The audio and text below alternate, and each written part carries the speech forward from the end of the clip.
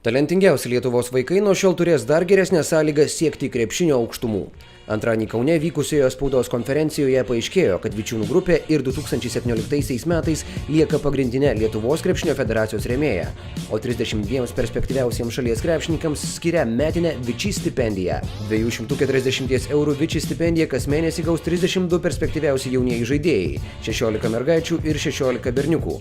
Apie tai mintimis dalinosi LKF prezidentas Arvydas Sabonis, Vičiūnų grupės generalinis direktorius Šarūnas Matijošaitis ir stipendijos gavėja krepšininkė Klaudija Serkevičiūtė.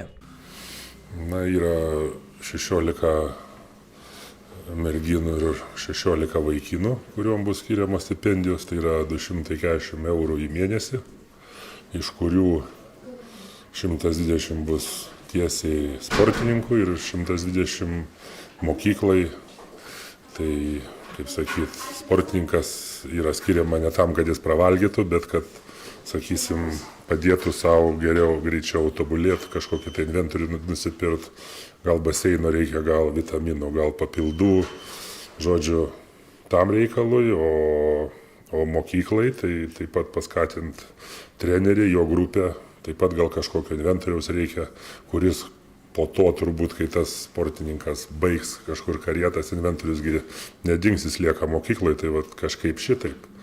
Aišku, džiaugiamės, kad Vičiūnų grupė toliau tęsia su mumis bendradarbiavimą, remia krepšinį, supranta jo reikšmę lietuviams ir, aišku, be jų būtų turbūt sunku, gaila, kad iš vyriausybės pusės mūsų krepšininkai, kurie jaunimas šiemet yra iš vis reitinge antri pasaulyje ir pirmi Europoje, dėja, tokių galimybių jiem nesudaryta.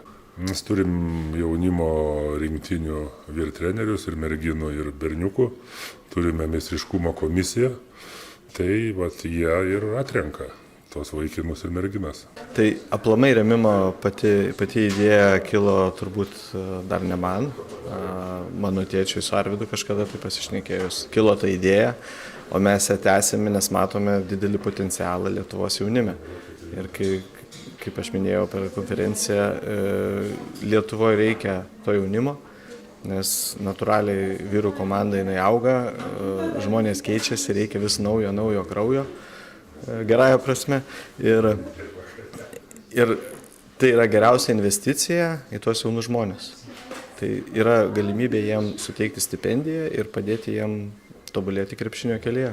Tai pirmiausia, turbūt tai yra pagrindinė motyvacija, spyris į priekį, nes kiekvienais metais arba pratęsia tą stipendiją, arba ne, tai tu visada žinai, kad tu turi stengtis, kad tave stebi, kad tave žiūri, kad žmonėm yra įdomu. Iš tikrųjų, tas moterų krepšinis, nes, kaip žinom, Lietuvoje labiau dominuoja vyrų krepšinis, bet labai džiaugiuosi, kad tokiais būdais stengiasi parodyti, kad nepamiršta ir moterų krepšinio, kad mus vis tiek seka ir puoselėja tą mūsų krepšinį, o iš tikrųjų, ką suteikia man tą stipendiją, tai turiu galimybės nusipirkti papildomą inventoriaus, kad galėčiau tobulėti, tas pačias apsaugas, kai didelis krūvis yra vitaminai, visa kita, tai yra labai gerai, ko kitos merginos turbūt negauna. Tai mane spiria į priekį, kad aš tobulėčiau ir dirbčiau, kad visą tai galėčiau gauti.